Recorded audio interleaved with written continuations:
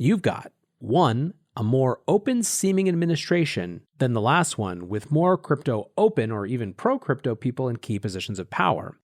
2, you have a new group of entrenched interests from the traditional financial world who represent a new potential lobbying force for this asset and for this industry. And 3, you have more experienced allies inside the ranks of prominent companies. So how, again, is the FUD that governments are somehow now going to ban it? Welcome back to The Breakdown with me, NLW. It's a daily podcast on macro, Bitcoin, and the big picture power shifts remaking our world. The Breakdown is sponsored by Nexo.io and produced and distributed by CoinDesk. What's going on, guys? It is Tuesday, April 20th, and first of all, I want to acknowledge the date. I thought about a number of different possible shows, and if I hadn't done an episode about DOGE, I might have done one today. Quite perfectly, DOGE hit 42 cents, and actually I even saw someone grab a screenshot of it at 42 cents and 69 one-thousandths of a cent earlier this morning. Now, I've seen a bunch of people talk about how DOGE pumping is bad because A, it somehow delegitimates Bitcoin by showing that all of cryptocurrency is absurd. Joe Weisenthal from Bloomberg wrote about that on his column today. Or B, that it's going to cause a bunch of regulatory scrutiny. On point A, I just don't buy it. DOGE's success, air quotes, isn't a knock on anything else. If anything, it's a testament to the power of memes and a triumph of internet culture. It's people being weird and unrepentantly so. And it certainly doesn't diminish what Bitcoin represents. This unique, ahistorical force of a non-sovereign money system that allows people to opt out of their local monetary regime. The argument that DOGE somehow diminishes the success of that unique historical phenomenon is just going to be pushed by people who are either Bitcoin permabears or by people who like to troll Bitcoiners. God bless, Joe. On point B, the regulatory scrutiny, this is relevant for the theme of the show, but I also just don't really buy this either. Regulators tend to focus on one of two poles: use of an asset in crime that scares them, or the idea of investor protection.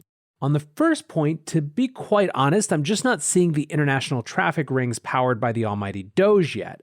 On the second point, what is there to protect? It feels so far that most everyone is in on the joke. The most scrutiny might be reserved for Elon Musk, the CEO of a public company, pumping it incessantly. But despite all the jokes, we're not yet, at least, seeing people put their actual 401ks into DOGE like it's somehow real. That's because there's no one who's actually promoting it. It's just a decentralized network of memesters. If that changes, I could be wrong, but right now it doesn't particularly worry me. What's more, if this industry can't handle regulatory scrutiny brought on by a meme dog, we've got another thing coming. Anyways, that was one possibility for a 420 show. The other possibility was doing a full historical look at the prohibition of cannabis and marijuana. What the roots of that prohibition were, the tension between marijuana's place in culture versus its legality, how the legality started to shift, and what lessons there might be for crypto and other areas like it, and maybe a tie between the early history of crypto assets and technology in general to drugs and other illicit areas of the economy. But alas, that was too much for me to do well. If you guys dig that idea, maybe I'll plan for it next year. But still, there was a kernel here, right? The control of marijuana or any substance is about power. DOGE is, at least in one dimension, a Dada-esque satire of people who think they can control markets or networks in any way. And when it comes to crypto markets specifically, one of the great contenders for the biggest FUD of this cycle is also about power. The power specifically of governments to ban crypto. The candidate of this FUD is some variation on, if this gets too popular, governments will just ban it. Some of the biggest pushers of this FUD this cycle have been Mike Green, previously known and frankly quite admired for his work on the role of passive investing, now for some reason content to be the Bitcoin Fudster podcast reply guy, and then also Ray Dalio, who, while continuously softening his stance on Bitcoin because it's super obvious to me at least that they're working on a Bridgewater Sound money fund or something, has held on to this as the FUD that he's most nervous about. I think this government banning Bitcoin thing is competing with environmental costs of mining as the premier FUD of this cycle. Tether was a contender at the beginning, but the New York Attorney General settlement really cut it out of contention. Environment, of course, is a big player, especially given the surprising flare-up of antipathy related to NFTs. By the way, progressives dying on the hill of NFTs are immoral when NFTs are also the first thing, more or less, that has given artists money without prostituting themselves in, history. Not on my bingo card for this year, but hey, times are wacky.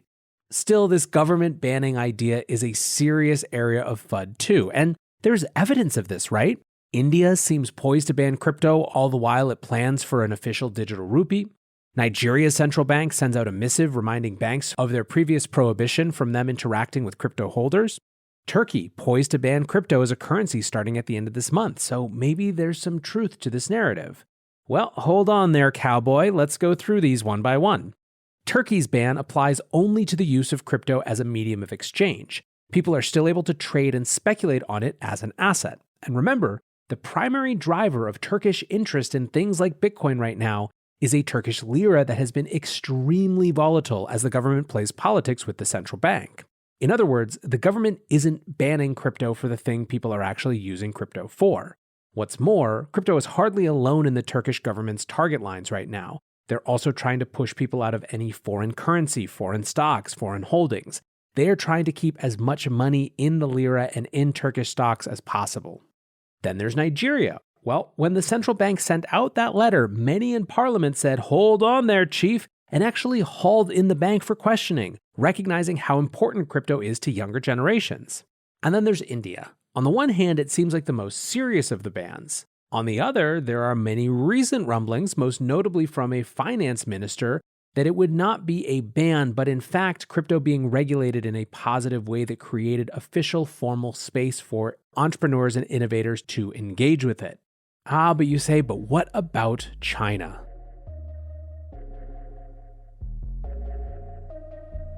Looking for the best way to unlock your crypto's liquidity? Nexo.io is exactly what you need. Borrow against your digital assets at just 5.9% APR. Earn passive income with yields of up to 12%. And swap between more than 75 market pairs with the instant Nexo exchange. Try the Nexo wallet app to get the whole 360 degrees of crypto banking. Get started at Nexo.io.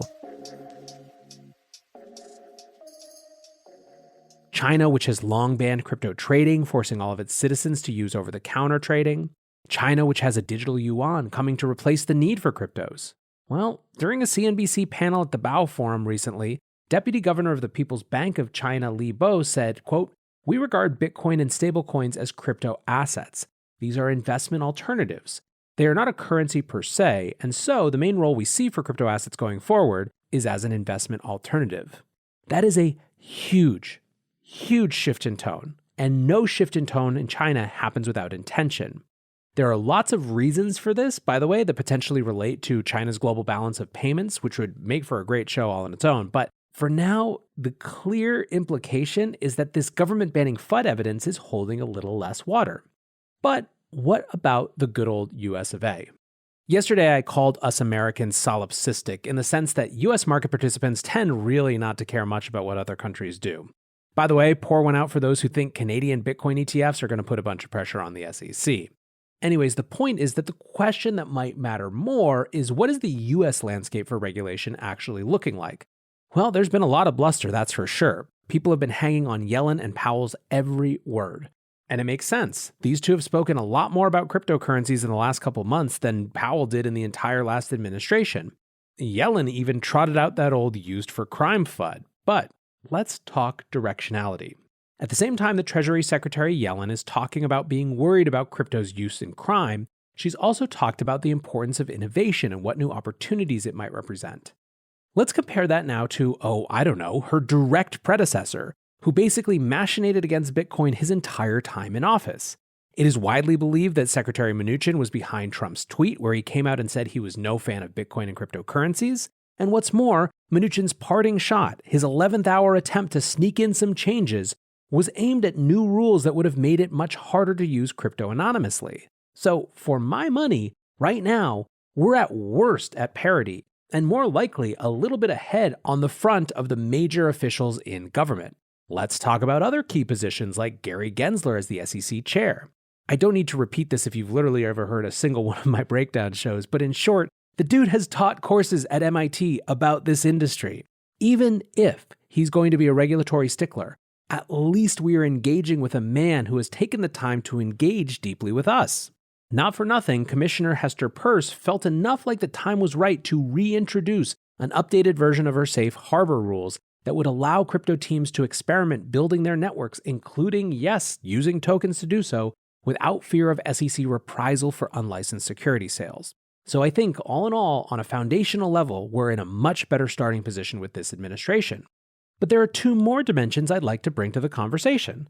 The first is the new advocacy lobby of big traditional financial institutions who are now involved with Bitcoin. This functions in a passive and an active way. Passively, the fact that some of the world's biggest business names are now involved in Bitcoin makes it much harder for lingering Bitcoin FUD about it being just used by criminals. Relatedly, it's hard to see something like Bitcoin as overly volatile and risky when you have 9-figure buyers of it being insurance fund general accounts that started before Abraham Lincoln became president.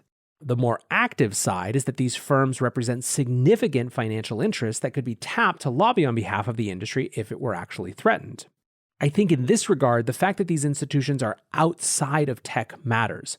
Tech has a particularly low standing with regulators these days, but again, things like insurance companies make it harder to dismiss as just another bunch of tech companies trying to do everything. The second additional factor around this whole idea of governments banning Bitcoin that I'd like to put into the conversation is the active placement of well-positioned former regulators into companies. And thus we reach the specific context for having this particular discussion today. Two bits of news about companies in the crypto space welcoming former regulators to their ranks. The first comes from BlockFi, who have added Chris Giancarlo to their board of directors. Giancarlo was the former head of the CFTC up until 2019. During his tenure, he was affectionately given the nickname Crypto Dad. He did things like declare Bitcoin a commodity. His successor Heath Tarbert did the same for ETH, and launch a fintech unit called Lab CFTC.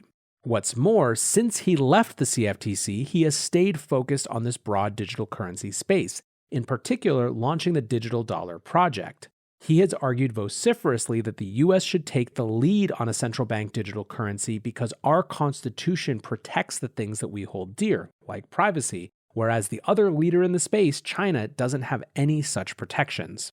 The statement from BlockFi says, quote, Giancarlo will provide valuable guidance to the company's leadership on strategic matters, namely blockchain innovation, regulatory developments, and growth initiatives, which definitely reads to me, help us navigate regulatory waters. Now, on a normal day, this would be the big news, but it was just one of two such announcements, and the other one was even bigger. Brian Brooks, the former acting director of the Office of the Comptroller of the Currency, is the new CEO of Binance US.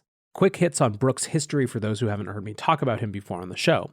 He was the chief legal officer at Coinbase before being tapped to be the deputy director at the Office of the Comptroller of the Currency. When the director left, he became acting director. He was nominated by President Trump for a full term a couple of times, but it never got to a vote in the Senate. Still, he used the less than a year that he had in office to full effect. The OCC during that time issued guidance that banks could work with crypto companies and then even clarified it to make sure that they knew that that meant stablecoin issuers as well. They provided guidance that banks could actually provide crypto custody services to end customers. Finally, they said that banks could even use stablecoins alongside other payment rails like SWIFT and ACH. A huge amount of the institutionalization that you're seeing of Bitcoin and crypto assets was directly enabled by these changes. Brooks even got reprimanded by some in Congress for moving too fast and spending too much of his attention on crypto assets. These moves were a big part of the inspiration for the Stable Act, which was introduced last November. Well, now that Brooks is private again, he's back in the crypto industry and he's going after his former employer. In an interview with CoinDesk TV, he basically affirmed that he thought that Binance US was the best opportunity to beat CoinDesk at their own game. He also said they're going to offer more services than just trading as they get licenses for them.